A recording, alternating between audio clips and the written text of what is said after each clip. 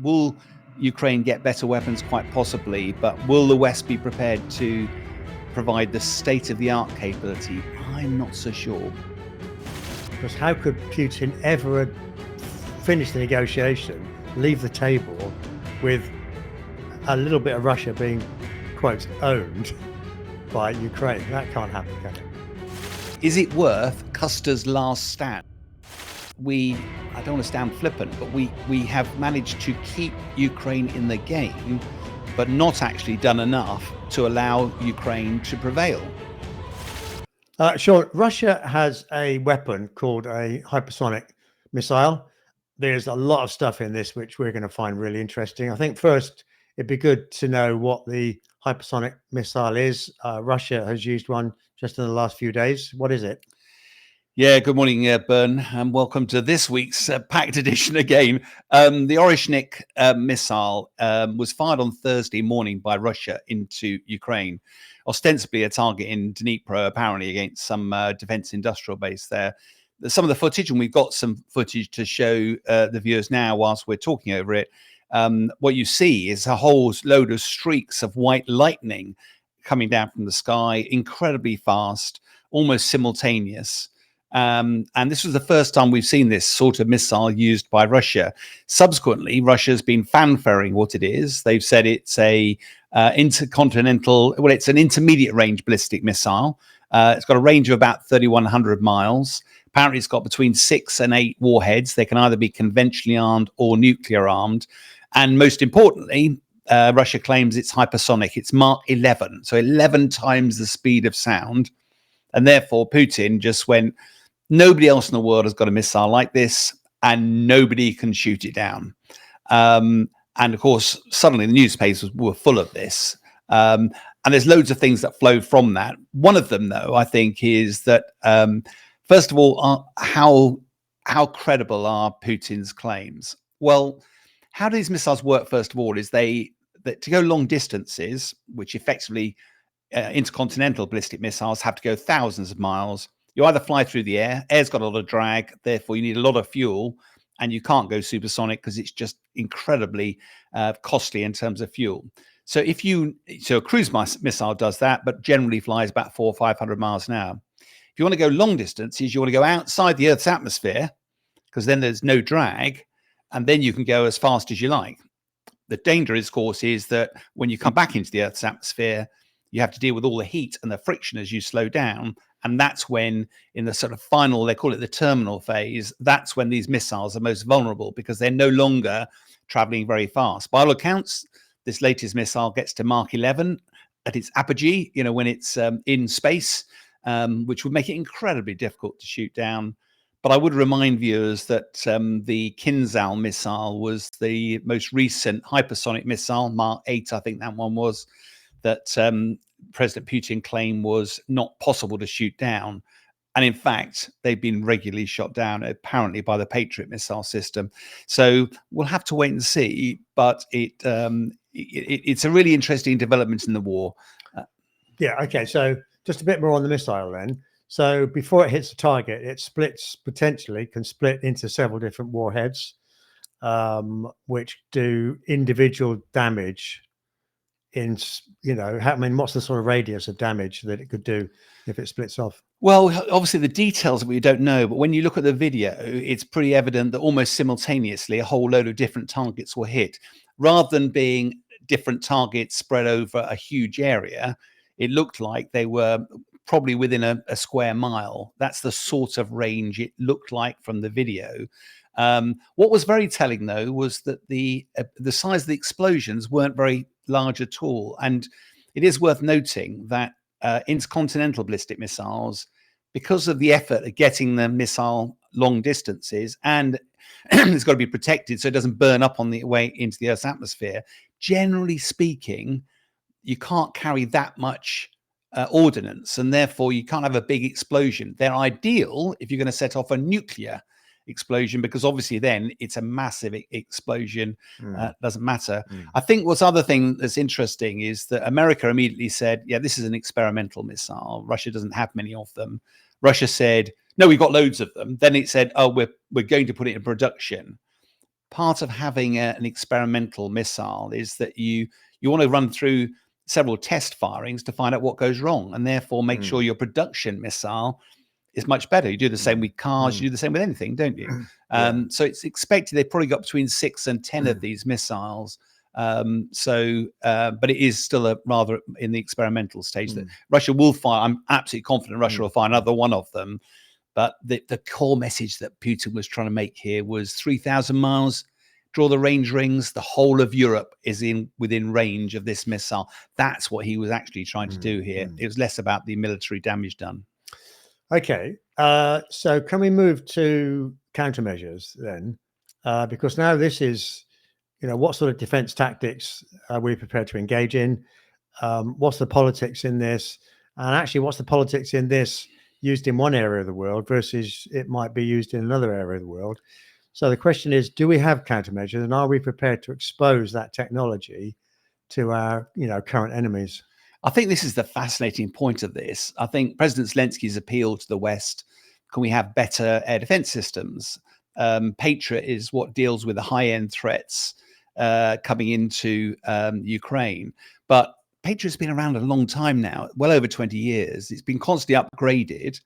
And actually, does Ukraine have the very latest upgrade available?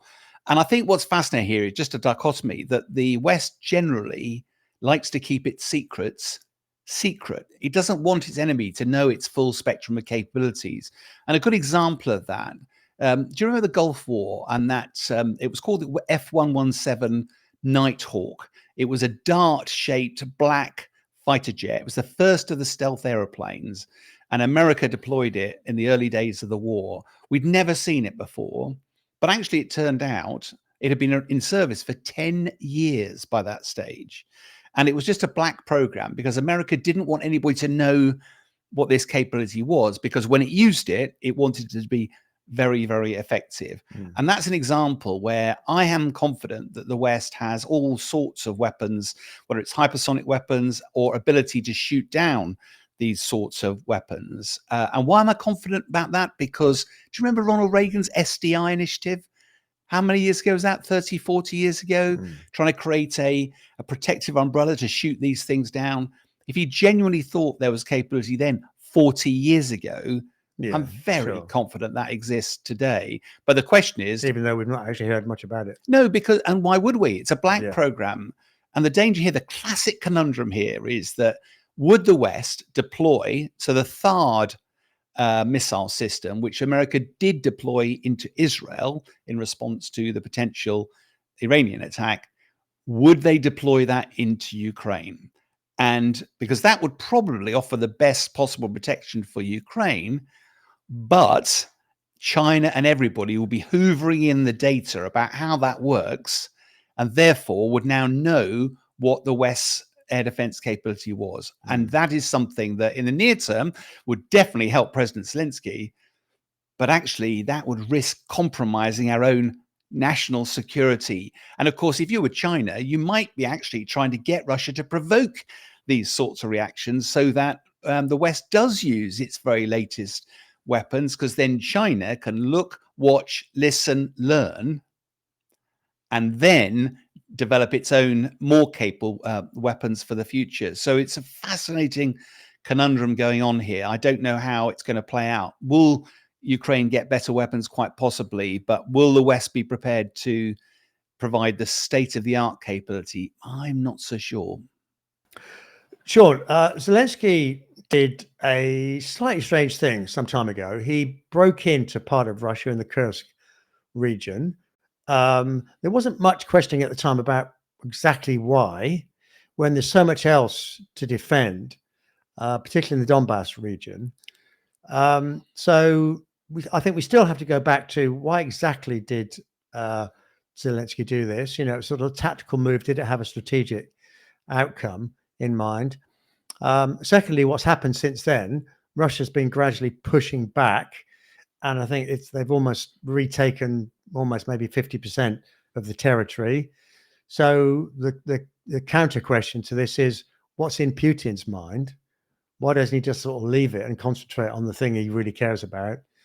So what's the advantage for him? It's been an interesting. I know when the Ukrainians first did the attack, I think it was back in August. They caught everybody by surprise by basically invading Russia. They call it an incursion, but I think it was the first time since the Second World War that Russia's actually been invaded, and it was an audacious act. Now, we don't know, but military analysts assumed that this was because Russia would be so embarrassed, President Putin would be so humiliated that he was not able to protect Russia, that he would move his forces away from the front line in the Donbass to address this new threat in the Kursk region and actually get rid of it. So we waited, but actually Russia didn't do that. Ukraine pushed further and further in, and then eventually stopped because the Ukrainians were pretty clear. They've no intention of holding this ground. They were going to hold it for as long as militarily expedient. But actually what Putin did was just put a ring of steel around it and then carried on fighting in the Donbass. That just meant that Ukraine was even shorter of manpower, and it hasn't got a lot of soldiers anyway. And so all sorts of questions asked about whether this was the right thing to do. Now it turns out that Russia has put 59,000 troops into the area. Apparently there are plans to put the 11,000 North Korean troops in there as well. And they have pushed Ukraine out of 40% of the territory that they once held. And I know a couple of interviews, I've chatted to a Ukrainian earlier in the week, and they were going, what was that for? Why did we do it? What a waste of time. And I do think it's an interesting to scratch the surface of it, because what we don't know is how humiliating this was for Putin back in Russia. He is Mr. Security, and yet he wasn't able to keep the country's borders secure. People who had to flee the area would have talked in Russia. Therefore, he can't hide it. The question is, why now? Why is Russia pushing back now? And I think that's the really interesting conundrum at the moment. So we sort of touched on this before, that if there's an assumption that there's going to be a negotiated settlement, then all sides, particularly both sides, Ukraine and Russia, need as many cards up their sleeve as possible when you're actually doing a trade. And one thought was that Kursk is actually a card in the final negotiation, and if Zelensky still holds it, then that means he loses less elsewhere, and vice versa for Putin.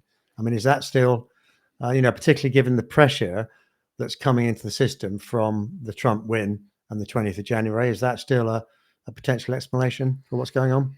I think you've probably got your finger on the button of this, Bern, is that up till now, up to very recently, Russia largely seems to have ignored this incursion. So why have they suddenly decided now they've got to get rid of it? And I think you're right, is that, one of the assumptions now is that if you're Putin, it's been incredibly damaging war. It's been damaging, you expect it to be over in a few days. It's now over 1,000 days. The lives, the cost, the impact on your economy.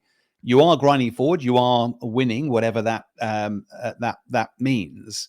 But you are going to have a weather eye on how is this going to end. And one of the things we're seeing is an increase in activity on the front line, an increase in the casualty rates. And this time of year, winter, you generally see everything tailing off. All of that leads itself to believe that Putin thinks that the new administration in America, 20th of January, there is the prospect of a potential for negotiation. And if that's the case, exactly as you say, everybody's trying to position themselves. And if that was the case, pretty much guarantee Putin would not want Ukraine to hold any Russian territory at that time. It's even a tiny bit of territory is huge, because how could Putin ever finish the negotiation, leave the table with a little bit of Russia being, quote, owned by Ukraine? That can't happen, can it? No, I mean, it's almost impossible to see that. And I think the interesting conundrum here, therefore, is politically, I'm pretty confident Zelensky would love to hold on to some land in the Kursk region. Militarily, though, what are his commanders going to be saying? Is it worth Custer's last stand Yeah. because you want to hold out, or do you go, that's probably not a fight we can win, and actually we don't want to have some of Russian territory, and the danger is that the longer we hold out there, the fewer resources we have to actually protect the ground that we do want to protect. And I think there'll be really interesting behind the scenes conversations here. And the final element I would just add is that there's been a lot of talk about these North Korean troops. And if you listen to the language carefully, Russia has regularly said they will not be used for the fight in Ukraine. Now, whether we believe or not is another matter, but it does feel that they could be used to liberate Russia. In other words, they could be used in the fight in the Kursk region against Ukrainian soldiers in there. And therefore, if you were Ukrainian soldiers, you know you're going to not only face 50 odd thousand Russian troops, but also a wave of North Korean troops. The odds are going to be increasingly stacked against you. And therefore, prudence might dictate that a managed withdrawal might well be by Zelensky might well be the best way to manage this. So although we're hearing the headlines of, is that because Ukraine is being defeated, or is that a managed withdrawal? I just find it's the military tactics and the conundrum between political pressure and military pressure here. Well, it's one of those subjects where on the surface, the casual observer might think, actually, this is quite straightforward. Somebody takes a bit of territory, somebody else takes it back again. The politics behind this, I think, is actually quite extraordinary. And I'll try something on you in a second. But back to your point about the North Koreans, Sir Richard Gere, former chief of MI6, gave a big interview on television quite recently. He touched on the North Korean. Either he agrees with you or you agree with him. But the implication behind what he was saying was, it might sound great to have an extra 10,000 soldiers, but his position was that these soldiers come from an autistic regime in North Korea. These are not battle-hardened individuals. Culturally, they're very different. So actually, to integrate them into a winning force would be quite difficult. And actually, the complications of that might, break down the capability rather than, strengthen it. Yeah, and the truth of the matter is we just don't know. I mean, sometimes quantity, we've said many times, quantity has a quality all of its own.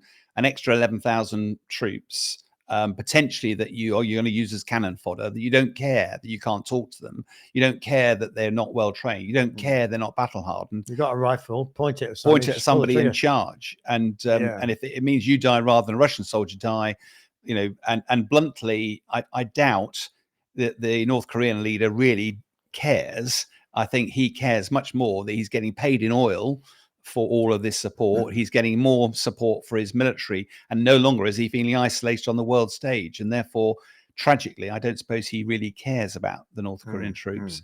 But in terms of the embattled Ukrainian forces, I think that's where, and also, I mean, we've been following this for the last couple of years. Every winter, I know it's obvious, but it's worth mentioning again. All the foliage falls off the trees. You no longer have any cover for troops to move around covertly on the battlefield. It's also festeringly cold over there. It's a lot colder than it is in the UK. The ground hardens up, so you can't easily dig foxholes, and just surviving is very, very difficult. So generally speaking, we see a massive tail off post sort of middle October, end of October in fighting. We've not really seen that this year. And that's not because it's easy fighting. It's clearly because Russia is just pushing really, really hard. 1,500 casualties a day, as announced by Chief of the Defense Staff.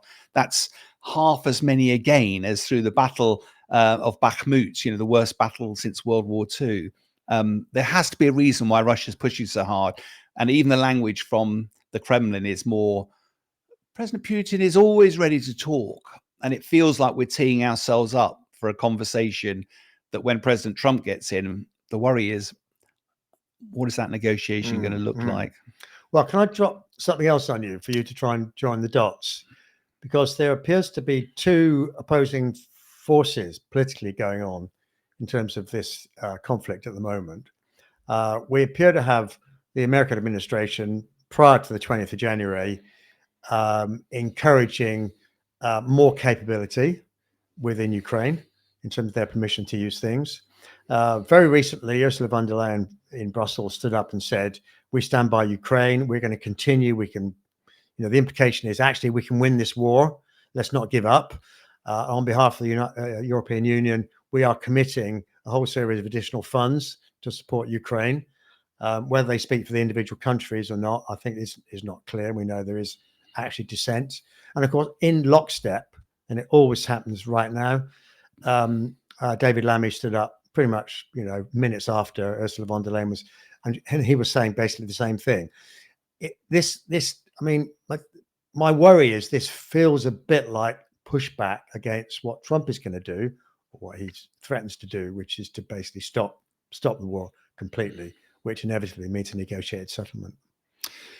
Yeah, but I think what it does expose, and I think we're going to get onto this, is that there's a differing view. So Biden doesn't want to lose the war. Trump doesn't want the war to continue. And on an America First policy, where America's thousands of miles away from Russia, it's probably little more than it's a blip. It's cost a lot of money. Who cares? For Europeans, it's on a doorstep. You're feeling the heat of this very, very directly. And bluntly, despite all the West has done, I don't want to sound flippant, but we have managed to keep Ukraine in the game, but not actually done enough to allow Ukraine to prevail. And in a way, I think history will judge us very unkindly that Putin's managed to rattle his nuclear saber, stopped the West from pushing too far, and therefore the West has. I mean, let's be clear. Russian economy is about the size of Italy's. The West, even Europe, has got a massively bigger economy, a better defense industrial base. We've just not chosen to use it, and therefore we are managing the decline of Ukraine. We don't really want Putin to win, but we're not prepared to engage to stop him winning. We have the ability to do that. And because we've perpetuated it so long, I think America's just gone tired of this and gone, look, our focus is China. Europe, you're close to this, deal with Russia. And bluntly, we could put a no-fly zone in. We could do all sorts of things to stop Russia in its tracks. And I think there's some profound lessons that the West has got from this. And inevitably, saying the answer is NATO, it's not. NATO is a collection of countries about self-preservation. Ukraine isn't in that.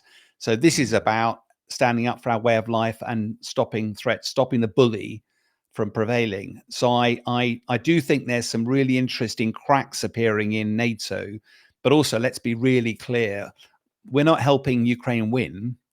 We're just doing enough to let it survive. And I think we should be absolutely clear about that. Political statements, we stand to Ukraine till the end, are all very well, but we are very mooted in what we're prepared to do. Well, it's expensive as well, isn't it? You've got to convince your local population better to spend money in Ukraine than on the NHS, which in world terms is a poor performing health system, or give more money to the police.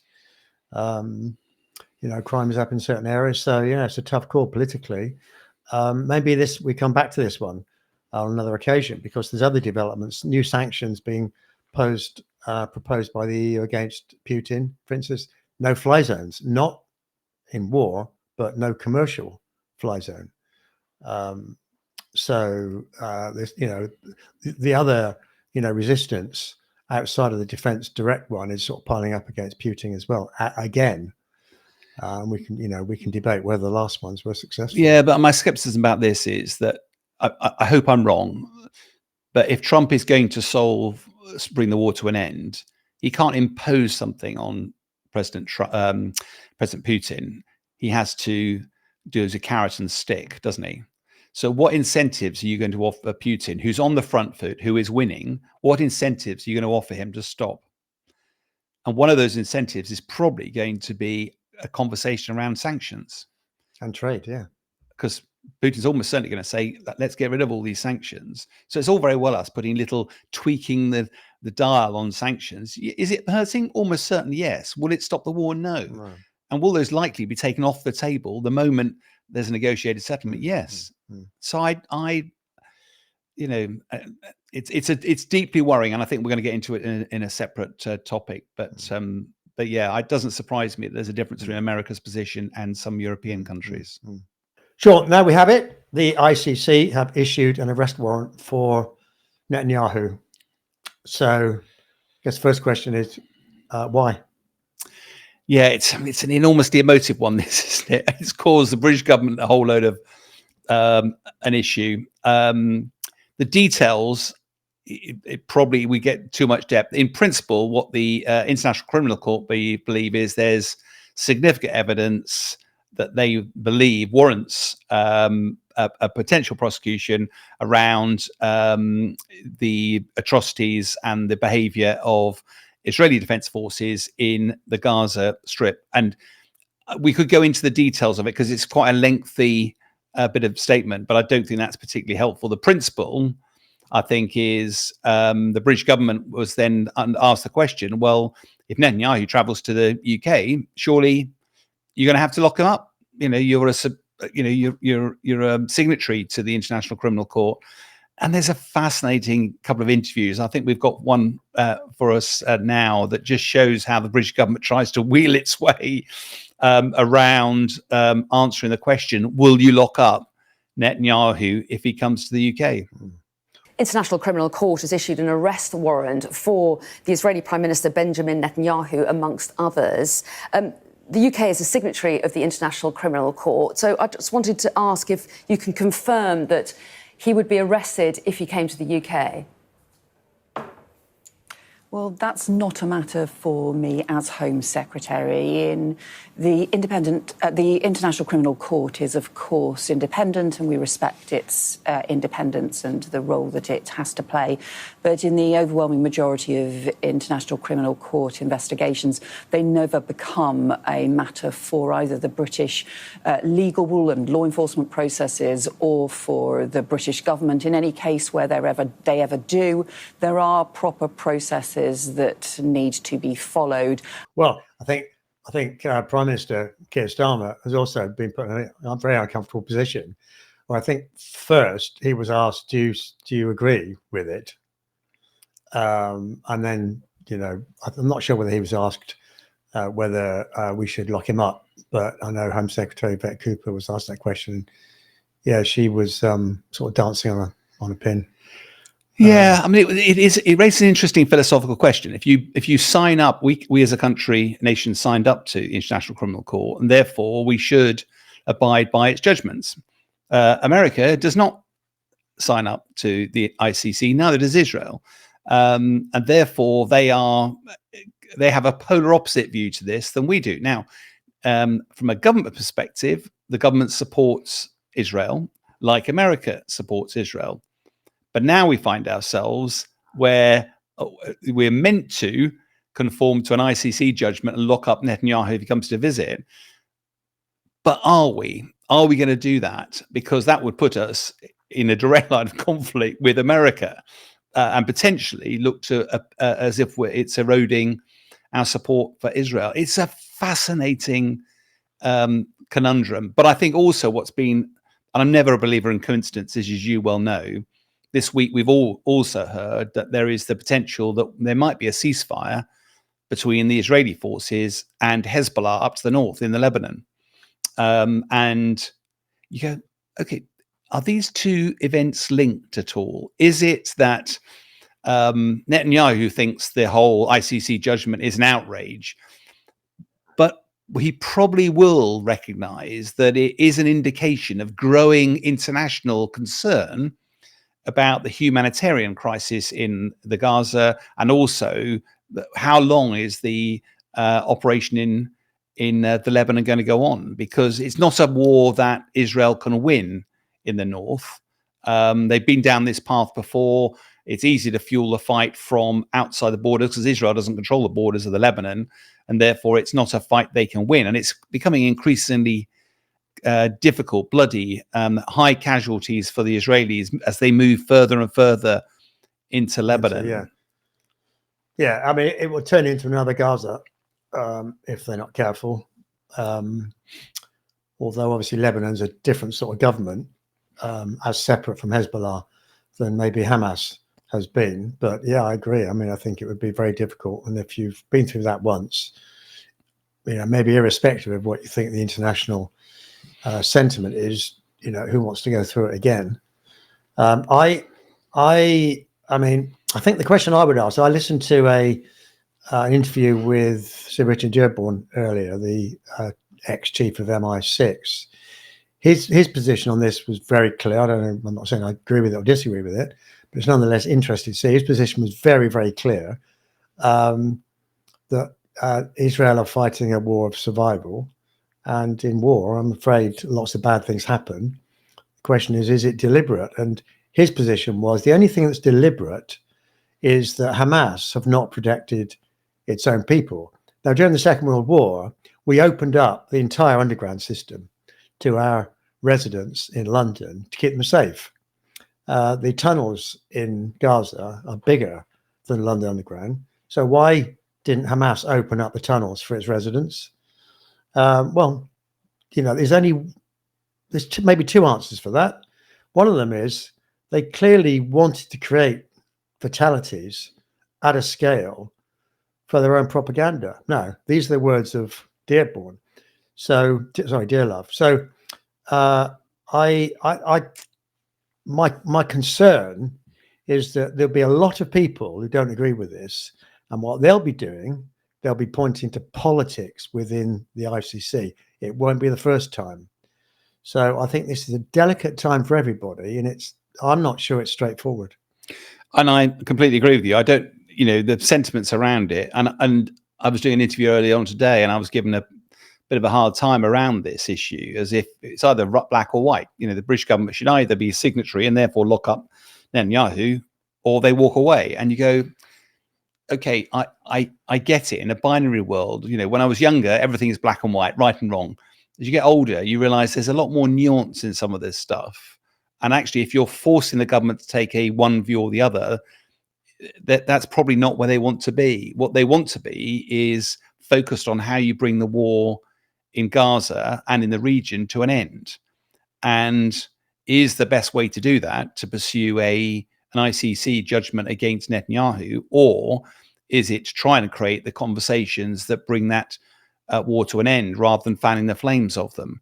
And I don't know, but I suspect this is where it's been incredibly uncomfortable for the British government. But I'd say on the positive side, it does appear as if the Hezbollah seem happy to move north of the Litani River, which, if you remember from UN 1701, from the earlier conflict, that's where they should have been. It's like no man's land, yeah. And it was that the Israelis move out of southern Lebanon.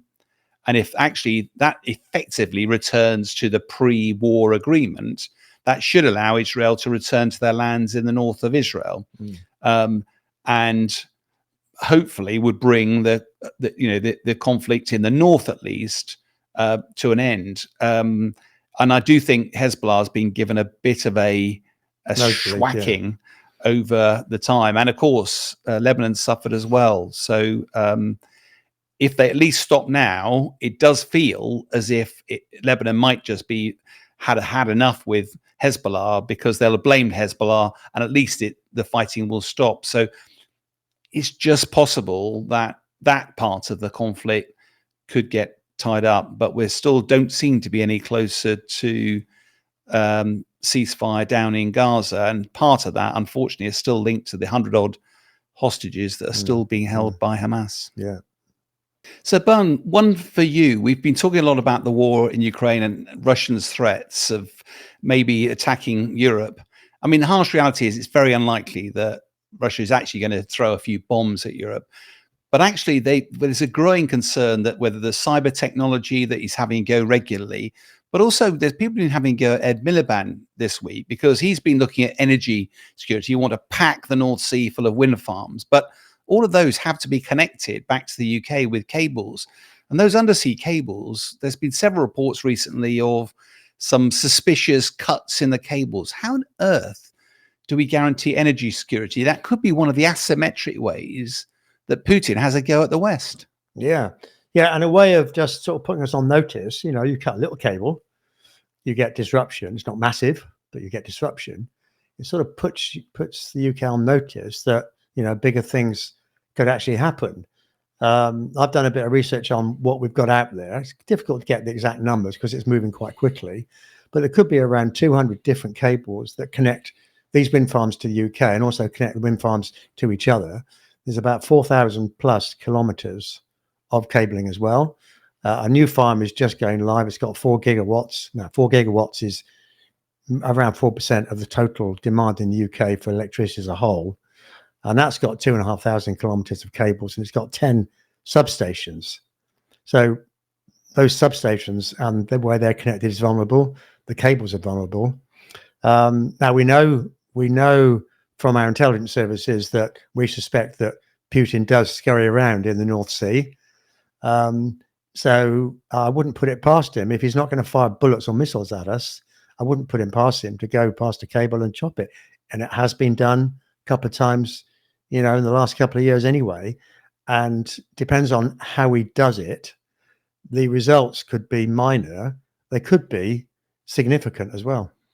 I think that the whole worry about this asymmetric warfare is that it's one thing defending ourselves militarily. It's quite another where we are vulnerable. Remember the under the Atlantic, the internet cables that run around the world, that sever one of those, and a whole way of life actually changes. There's underground gas pipelines under the, and you know, famously, 2 of those were struck, weren't they, just off Norway a couple of years back. There's been lots of reports of other cables being taken out that are in relatively shallow waters, and therefore it doesn't require a great deal of technology to do it. And of course, it's out of sight, out of mind. How do you prove who's cut these cables? Because we still argue about who's cut some of the ones you've talked about. No, exactly. Yeah. And it's a real worry because it undermines our way of life. And in a way, I think this goes full circle to, we have not dealt with Putin in a firm manner. He feels emboldened. He can threaten the West. And therefore, it opens up all of these opportunities. And, you know, that the energy is a really good example of one. But I was watching, I've got a little bit of a video clip of the Chinese doing these drones again. Beautiful patterns of dragons. But you just imagine each of those carrying a hand grenade, flying in sequence into the middle of Wembley Stadium. Absolute carnage. Are we ready for that? There's a story breaking today about drones looking in over US air bases in the UK. There are so many areas where we are vulnerable, and at the moment, Putin and his acolytes feel emboldened to have a go. Whereas what we should be doing is having a really firm fist here that says, mess with us. You know, you come at us with a hammer, we're going to come at you with a gun. You know, we should be a lot more robust about this stuff, because energy security, comm security, our critical national infrastructure. Fundamental, aren't they? Oh, I mean, yeah. Yeah, I mean, you can destroy, bring a nation to its knees without actually killing a single person, without firing a single bullet. I mean, if a cable is cut once, then a whole series of things have to come into play to fix it. I mean, and when all that's planned, a ship has to go out with cable on it and fix it. That whole exercise could take anything from 4 to 8 weeks. And during that time, that energy, whatever it is offline. If energy goes offline, only 2 things can happen. You've got to use some backup somewhere, which may not be available, or buy it from, you know, somewhere else, or you have blackouts. So if I was Putin, and thank God I'm not, but if I were and I wanted to do damage, what I would do, I would make 2 cuts in a cable 2 miles apart, and I'd make sure the cable that's left cannot be used. Now you've got a significant problem, because you've got to send 2 miles of cable. The ships can carry that amount. You've got to send 2 miles out. Now it's a much bigger. You might not have the stock. You know, there's a whole load of things that ripple from just a very, very simple bit of sort of tactical maneuvering.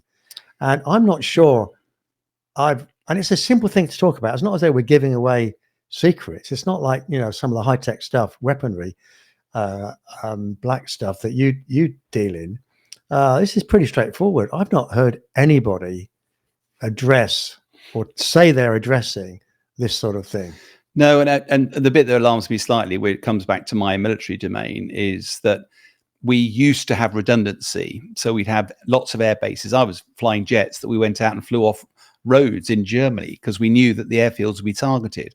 And that redundancy costs you money. Redundancy in the area of energy security is you don't have one cable, you have a lattice of them. And it means that if any one of them is cut, actually, it doesn't make any difference at all. If it's two cut, but that redundancy costs you a lot of money to put in place. I'm pretty confident that at the moment we're not putting that level of redundancy into our backup because it costs more money. And I think we've moved from a period of, the peace dividend where we can afford to consolidate efficiency and the like. We have to move our mindset to one where if we don't have redundancy, we have critical vulnerabilities, and they are things that there's going to be a lot of them out there, I think. And backup energy in the UK, which means power plants that are sitting there doing nothing, waiting to be fired up. Absolutely. And that will put up prices to households, which, given that we were promised that electricity prices would go down £300, since that promise was made, they've actually gone up. Having to pour more oil on the water by putting the prices up for redundancy ain't going to be good. So this is tough. A very tough one.